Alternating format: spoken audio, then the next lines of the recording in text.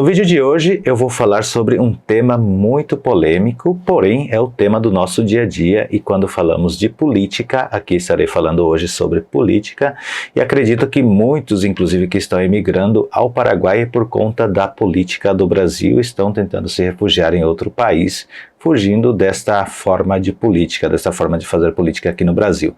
Mas eu quero trazer um paralelo muito interessante, e é uma história muito intrigante, e gostaria que vocês ficassem até o final do vídeo para vocês entenderem o desenrolar dessa história. Nós tivemos em 2022, na época da eleição, que o Roberto Jefferson, que é um deputado, que era inclusive, acho que candidato a presidente, algo assim, não me lembro muito bem agora, e que a Polícia Federal foi até a sua casa, e quando chegou à sua casa ele revidou com tiros contra a Polícia Federal. Logicamente o contexto é outro, eu vou deixar passando esse vídeo aqui para quem não se lembra, o contexto foi outro, mas eu quero colocar aqui assim um paralelo entre versus polícia e política Paraguai e versus política e polícia brasileira, polícia paraguaia e polícia brasileira, né? Chega de opressão. Eles já me humilharam muito, a minha família. Não tem culpa. Mas eu não tô atirando em cima deles, eu dei perto. Eu não atirei neles. Mas seria que arrebentou o ouvido. É, mas arrebentar a vida. Mas não vai se prejudicar, aqui, não. eu vou. Pera aí, só um minutinho. Então, o que aconteceu? No Paraguai, ultimamente nós temos muitos assim, a política é envolvida um pouco com narcotráfico, tem ainda essa situação no Paraguai, é uma situação, como que eu posso dizer para vocês, uma situação real, não é algo sensacionalista, tudo mais. O país sim é governado pela direita, mas eu tenho que falar essa realidade para vocês. Não adianta só o presidente ser de direita, tem que se lidar com o parlamento. É igual aqui no Brasil.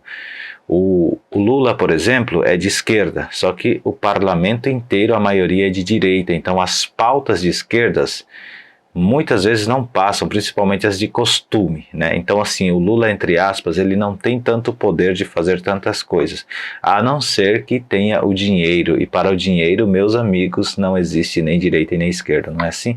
Mas o que aconteceu lá? Esse parlamentar, ele estava sendo investigado por narcotráfico, lavagem de dinheiro pelo narcotráfico, lá fala lavado de ativos, que é a lavagem de dinheiro. Então a polícia, a fiscalia deu ordem, lá falamos fiscalia, deu ordem de ir até a casa desse deputado para fazer um alhanamento. O que é um alhanamento? Alhanamento é ir lá e fazer busca e apreensão. E aí, chegando lá, segundo conta, tem duas versões. No finalzinho eu vou deixar o vídeo passando para vocês verem como é. Tem duas versões. Chegaram lá e o que aconteceu? Tentaram chamar e de repente ouviram tiros do nada, idêntico ao que o Roberto Jefferson fez, só que o Roberto Jefferson falou, tem um vídeo interior dele falando, eu vou deixar um trecho aqui para vocês verem. Eu não atirei ninguém para pegar, ninguém. Não atirei ninguém para pegar, tirei no carro e perto deles. Eram 4, eles correram, falei, sai porque eu vou pegar vocês. Isso é que vocês têm que saber. Mas eles vão vir forte e eu não vou me entregar, não vou, chega. É muita humilhação. Eu vi minha mulher chorando e eu fiquei potente. Os caras pisando com a botina nas calcinhas, nos sutiãs, nas cabeçolas dela, por crime de opinião. Eu nunca vendi entorpecente. Eu não sou do PCC, eu não sou o Marcola, eu não sou do Vitem. Eu não sou o Xandinho, não dá pra mim. Esses caras me tratando desse jeito não pode. Acabou. Faz um calmante da Lutem, a nossa bandeira está no topo do mundo, para que nós possamos colocar de pé novamente a cruz de Cristo no topo do mundo. Esse é o nosso objetivo. Deus vai nos ajudar. Eu deixo o meu exemplo. Eu estou deixando a minha semente plantada. Resistência. Resistam à opressão, resistam à tirania. Deus abençoe a todo o Brasil. Deus abençoe vocês. Então esse foi o trecho que vocês viram sobre o Roberto Jefferson falando ali que não ia se entregar, que estava lutando pela democracia, que eram para lutar e que ele chegou no seu ápice. Só que, vamos pesar agora, conservador agiria desta maneira? Eu acredito que a pessoa conservadora, mesmo que a lei esteja errada, ela vai ir até lá, vai conservar os seus costumes para mostrar o exemplo e depois sair e dizer, olha, eu estava certo. Só que, infelizmente, ele agravou e declarou uma guerra. Então, numa guerra, não existe quem está certo e não existe quem está errado. Cada um vai puxar para o seu lado. Eu não apoio o que Roberto Jefferson fez. Se vocês quiserem saber a minha opinião, eu acho que se a polícia chegar aqui, mesmo que eles estejam errados, eu vou tentar provar a minha inocência e não vou revidar com tiro, porque daí eu não estou sendo nada conservador. Eu estou sendo um anarquista ou alguém que ali está tentando sair desse costume, porque daí eu daria munição para eles dizerem, olha só, ele revidou dessa maneira e ele está errado. Não é assim? Então, ele começou a dar tiros na Polícia Federal. E a mesma coisa dizem, né, que aconteceu lá no Paraguai contra esse deputado, lá falamos deputado, ele disparou tiros e aí o médico aqui conta que teve em 2 tiros, ele levou 2 tiros, o advogado fala que foram 5 tiros, mas qual que é a versão? Que ele revidou com tiros, não deixou entrar, e então a polícia começou a reagir, e quando reagiu, um dos tiros alvejou ele numa parte e a outra parte pegou próximo do coração, que foi ali fatal para levar ao seu falecimento. E mesmo assim, mesmo ele falecendo com toda essa suspeita, porque ainda era suspeita, mas ele revidou e faleceu. Ele foi velado no Congresso lá do Paraguai, foi declarado 3 dias de lutos e ele foi enterrado. Seu advogado fala que ele estava na cama, a filha também me parece que fala que ele estava na cama dormindo. A polícia chegou e começou a atirar, segundo eles. Mas sempre existe isso, né, gente? Nunca eu estou errado, sempre o outro que está errado. Então a gente tem que ter a inteligência de divisar a informação e realmente o narcotráfico tem entrado muito sim dentro da política paraguaia. Inclusive, não sei se vocês sabem, eu vou trazer um outro vídeo para quem não sabe, que um procurador do Paraguai foi morto na Colômbia na sua lua de mel. Ele era quem se encarregava do tráfico, a pesquisa sobre o tráfico internacional. E, inclusive, este deputado aqui que faleceu, ele era investigado sobre o tráfico internacional de drogas. Por isso, lá no Paraguai, nós falamos narcotráfico. É um tema sensível, mas para vocês compararem um pouco sobre a justiça, sobre a polícia, a atuação da polícia paraguaia e da polícia brasileira. A polícia paraguaia, eles não têm muito limites, eles vão lá e se atirarem, tipo a ordem, por exemplo, lá no Paraguai vocês vão ver que sempre tem segurança armada. E qual que é quando eu morava lá, inclusive, os estudos sobre segurança armada? Se você estiver num local e chegar os bandidos e começar a atirar, se você ouviu 3 tiros, é o que falam, né? Que fala lá na época era assim, hoje também não sei como é, tá? Mas vou falar da época. Então você pode começar a revidar, e lá todo mundo tá com 12 na mão, então eles vão começar a revidar e você vai ter que se virar. Então assim, o que que acontece? Acontece que se atirarem contra a polícia revida e elimina o objetivo para não machucar a polícia. Depois vai ter lá suas apurações, tem as denúncias, mas sempre a instituição, ela sempre espera o revidar. Aqui no Brasil, muitas vezes a gente vê entrando nos lugares de narcotráficos e a polícia começa o tiroteio às vezes, né? Às vezes não, às vezes sim, né? A gente também não vai passar pano para isso, tá? Mas lá no Paraguai a polícia nunca começa atirando. Principalmente, como é que é uma abordagem lá no Paraguai? A polícia chega e chama você para ir até ela. Ela não chega já te tacando na parede igual eu vejo polícias fazendo aqui. Aconteceu comigo isso, um episódio muito ruim aqui no Brasil. Eu estava chegando da igreja, nós estávamos na frente da casa de irmão, todos de terno e gravata, porque nós vamos assim para a igreja. E a polícia parou e desceu com a arma apontada para nós e gritando e mandando todo mundo encostar na parede, jogou a gente para a parede e revistou tudo na frente da casa onde o irmão morava. E aí depois falou um monte, já chega xingando com palavrão, né? Não tem respeito nenhum pela gente na abordagem. Isso à noite, umas 10 horas da noite. Nós chegamos à igreja, íamos descer do carro, na verdade ia deixar o irmão na casa dele e ir. E nisso que a gente estava ali se despedindo, a polícia parou de frente.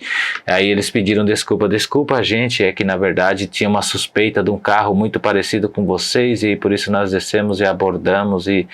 Então, essas abordagens eu acho muito complicado. Por exemplo, eu estava num parque fazendo fotografia, para quem não sabe eu trabalho com fotografia, e havia um morador de rua, e estava a guarda municipal encostando e empurrando o morador de rua e falando um monte de coisas para ele, tentando tirar a informação dele. O morador de rua ali sem camisa, dá para ver que é morador de rua. E por que eles não vão aonde realmente tem o tráfico, né? É mais fácil ali abordar um morador de rua que não vai fazer nada contra ele.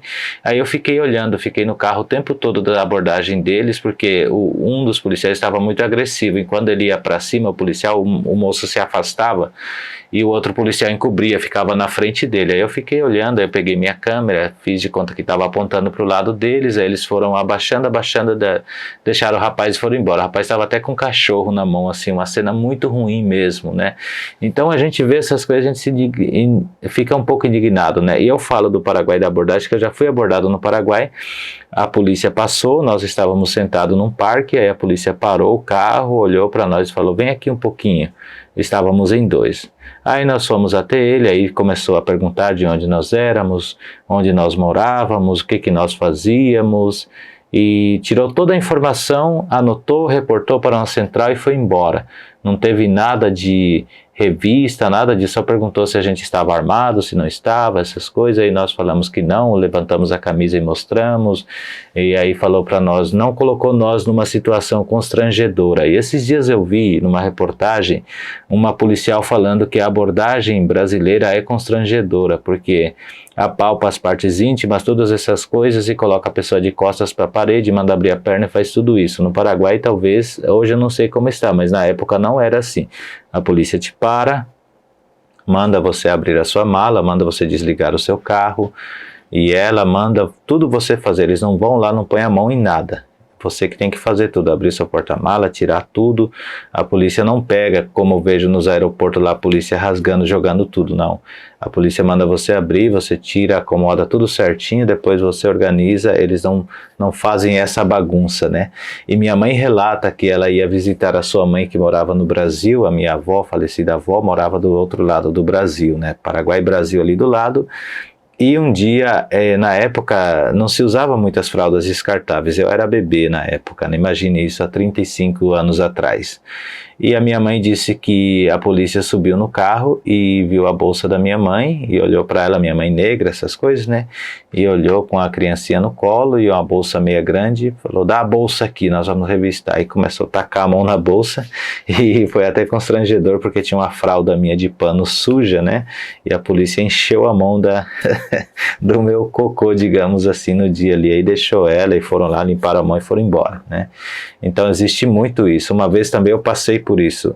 A Polícia Federal parou o ônibus, vínhamos de Guaíra até São Paulo, e eu estava sentado lá no fundo, havia um monte de gente, eu estava lá no fundo e por coincidência só havia eu de negro dentro do ônibus aquele dia, até parecia, tinha poucas pessoas que vinham vindo, né? A polícia entrou, foi até lá ao fundo, voltou, olhou para mim, foi de novo, voltou, olhou para mim, foi de novo, voltou e olhou para mim, tentando me intimidar. Eu fiquei de boa, aí viu que não me intimidou, chegou e me abordou e falou, de onde você está vindo?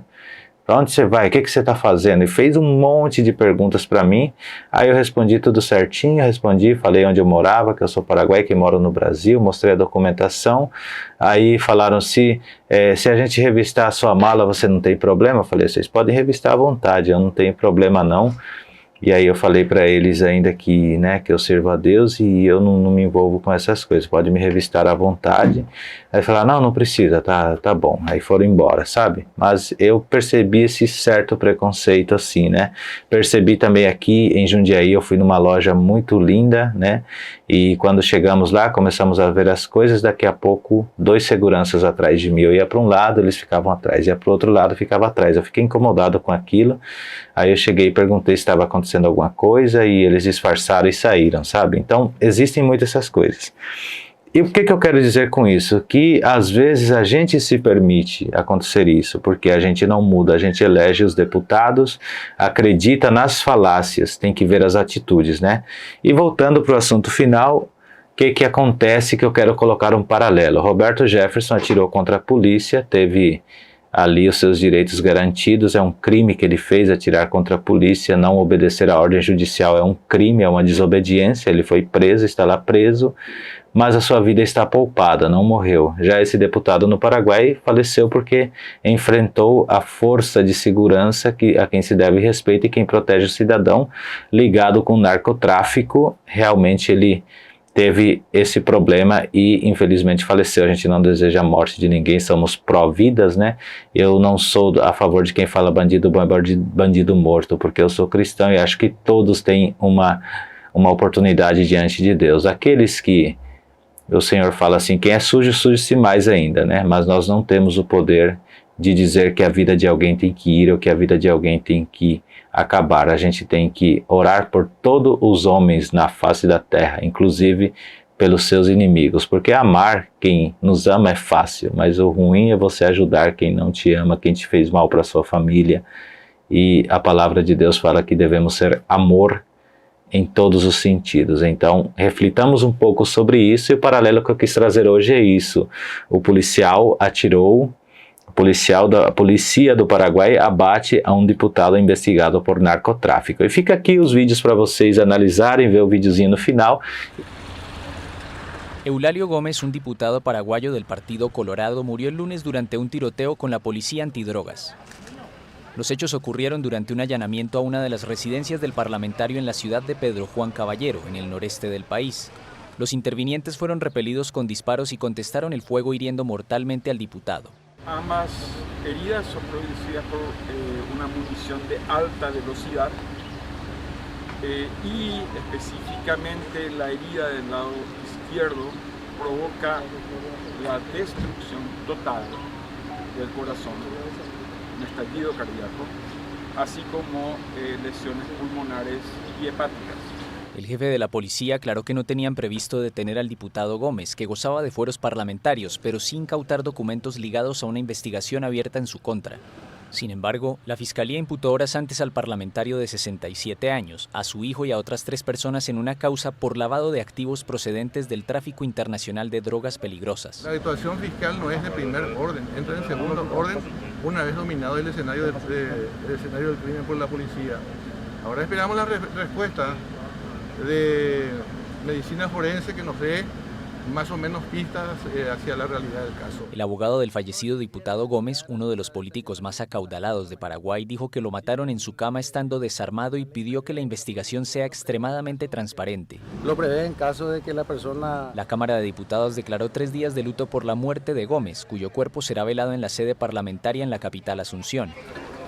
Un criminólogo le dijo a la AFP que son cada vez más preocupantes los vínculos entre el narcotráfico y la política en Paraguay, y que además de Gómez hay varios alcaldes, concejales y dirigentes políticos que están bajo sospecha.